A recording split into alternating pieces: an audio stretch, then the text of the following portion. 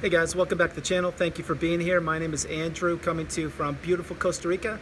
Today's topic is going to be after the narcissistic relationship, using Stoicism. Yes, that's the topic. If you like the content, please subscribe. So guys, I'm not going to get all deep on you here. I'm just going to I'm going to explain a term and a definition to you, and hopefully you understand it, or many of you already know what it is, but this is how you can utilize the post-narcissistic relationship to your benefit. It's what I am practicing, I'm doing each and every day, and I actually have been doing it my entire life. None more so than right now, though, honestly.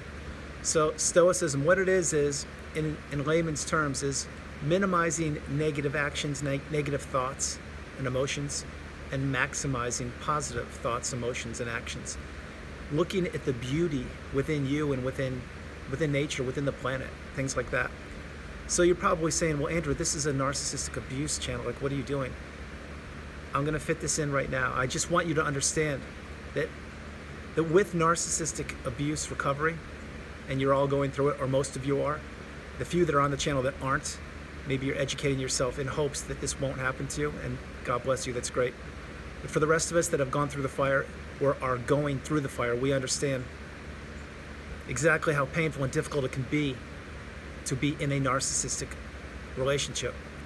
When the fog has lifted and you are seeing things much clearer, you're seeing things better than ever. It could be months, it could be years. It depends on which part of the path or how long the process takes for you. It depends on how much work you put into yourself on the healing path and the healing process, and I will touch on that briefly in this video as well. But once the fog is lifted and you understand, and like I mentioned in previous videos, like, you don't want revenge on people, you don't want to do bad things. You have gone through the phases of those thoughts, and of course they've left your mind. On top of that, you don't want to wish ill will on other people. You certainly shouldn't. It's not good character. It's not good to do that. These thoughts may have crossed your mind also after the narcissistic relationship ended. Wow, I really want to get paid back for that person, or I really wish something bad would happen to them. All the things like that. That is a phase, and that too shall pass. It should pass for you. I certainly hope it does. Yes, I did have a few moments of weakness like that, I admit it, but I'm long over it. Like I mentioned, I've probably spent a day thinking on each of those topics. Mostly what I've been doing on my healing path, which I'm sharing with you, is I've educated myself to such a level of expertise and knowledge and insight and empowerment. It's absolutely remarkable, but I've done it because I've put the time and the effort and the energy and the self-love into myself. I've done all the hard work. I've done the things that many people don't want to do. You see, many people just want a magic pill and have it disappear. Have all the rumination, the memories, the thoughts, the whys, the what ifs, all the questions. People just want it to disappear. And I'm not saying it's you guys on the channel. I'm just saying that that's what many people want. You see, in this day and age, people want a quick fix. They want a quick solution. They want everything now. I get it. I understand. But when you were in the narcissistic relationship, think about it. You were pushed to the brink because that's what the narcissist wanted, wasn't it? Everything now. From the love bomb to all the money you spent, all the time, all the devotion, the empathy, everything you gave, it was always now. That's what the narcissist wanted. And they maximized their efforts and got everything possible out of you, just like me, as quickly as they possibly could. Devalued you, discarded you, rinse, wash, repeat. That's what they did. But getting back on track with Stoicism, I highly recommend you look up the term, the definition, and if you spend 20 minutes looking into it and actually putting your cell phone down, looking up this term, understanding and practicing it, I think you will find you will become a much better enlightened individual. I sincerely do. Because there will be times on the healing path when you do want to extract revenge, you do want to do things that normally you wouldn't do, and you behave irrationally at times. Remember, when you were with the narcissist, they pushed you many times to the brink. Reactive abuse, remember that one? I'm sure that happened a few times. The point being, Stoicism is when you're calm, you're composed, you're within yourself. You see the goodness in people, in life, in everything. And you see that things were meant to be. The things that happened, they happened for a reason. Now, do I wish a narcissistic abusive relationship to happen to you again, or to anybody you know, or anyone else on this planet? Absolutely not. I don't. I sincerely wish narcissism would be eradicated from this planet immediately. Not the narcissists themselves, but the way the behavior is. I sincerely wish it would be eradicated. It's disgusting, it's vile, it's hurtful, it's painful. it destroys people's lives. On top of that, when you do come through the fire and you've put the inner work in, you're a totally different person. You're not the person you were pre-narcissistic relationship. That's for a different video. But getting back on track, like I say frequently, there's so many things to say in this video and virtually every video. I will never run out of topics, I can assure you that. But Stoicism is when you understand, yes, bad things did happen. And I respect that. I don't like it, but I embrace it. I feel it. I process it. I learn from it. And hopefully that doesn't happen again tomorrow. Hopefully with my knowledge, my education, my insight, my passion, my resilience, my fortitude, and all of the commitment that I put into myself, my boundaries are high, my education is super high, and I'm now protected by myself, for myself. You see, when you were in the narcissistic relationship, what you did is you contributed to the person, the narcissist, into the relationship. And like we mentioned many times in the channel with so many different analogies, for this one, we'll say you were in quicksand. You dipped your toe in thinking, okay, this is just sand, sounds good. Maybe I'll lay on the beach for a few minutes.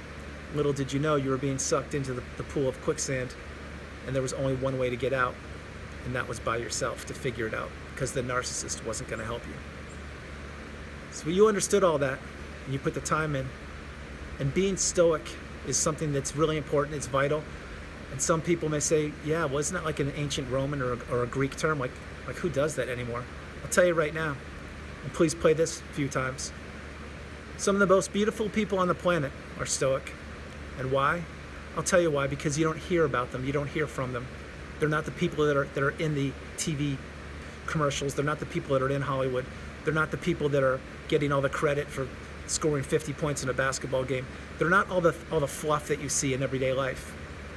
A stoic is someone who goes about their business, does the best thing they possibly can for themselves and others and those around them, each and every day, without concern, knowing that when they go to bed that night, they did the best they can do. And yes, they made mistakes. Yes, maybe they lost their cool sometimes.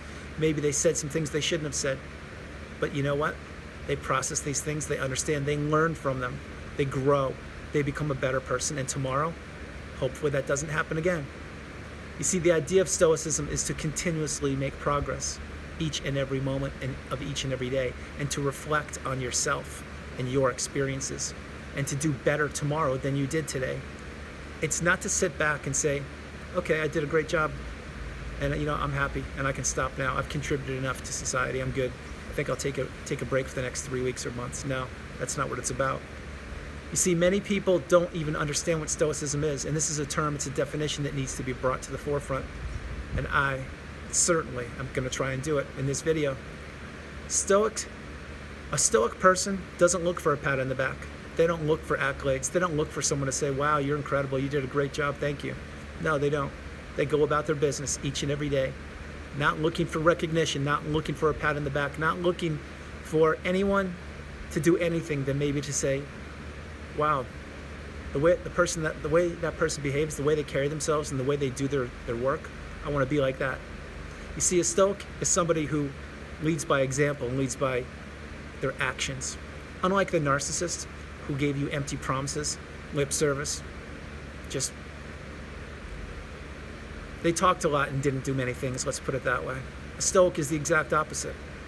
A stoic is someone who understands that there's more to this planet than just themselves, and that they have the ability to help people.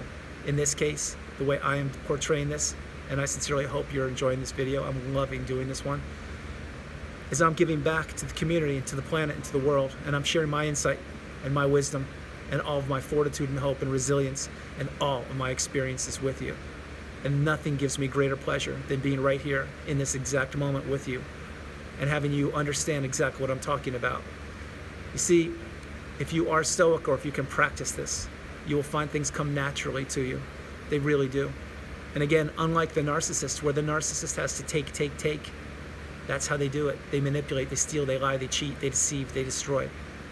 Again, that's the exact opposite of a stoic. A stoic understands that good things will happen in time, with hard work, with patience, with perseverance, resilience, determination, and commitment.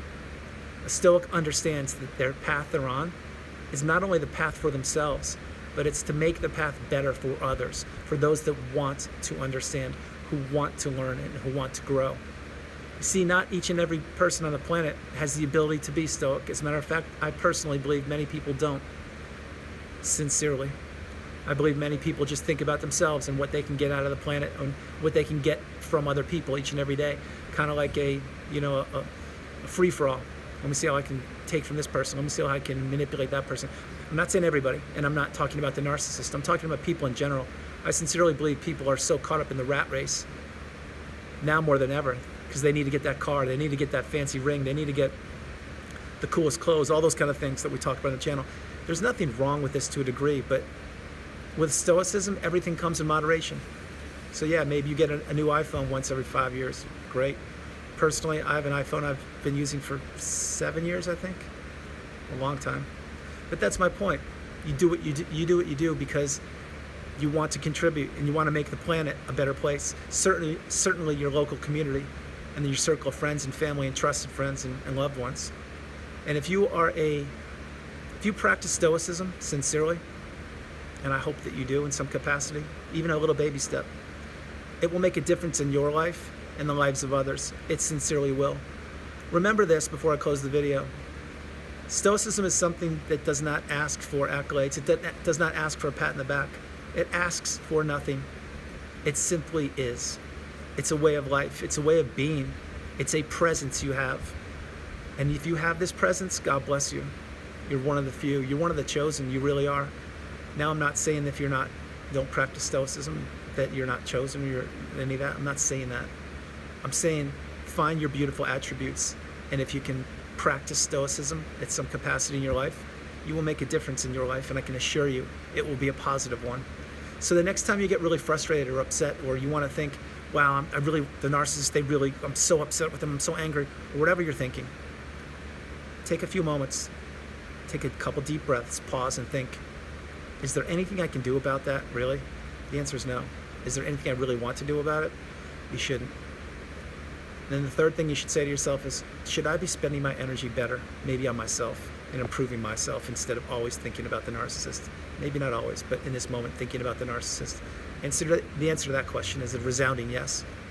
I strongly suggest you put your time, love, energy, and efforts into yourself, just like you put all that time into the narcissistic relationship. So guys, that's this video. I really hope you liked it. I sincerely love doing this one. I love each and every video, but Stoicism is something that I personally practice each and every day, and I try my best. I sincerely try my best to be a good person. So I'm going to close the video. I hope you liked it. I loved doing it from beautiful Costa Rica. This is Andrew. God bless you. Namaste. Be strong and practice Stoicism if you can. I love you. Bye.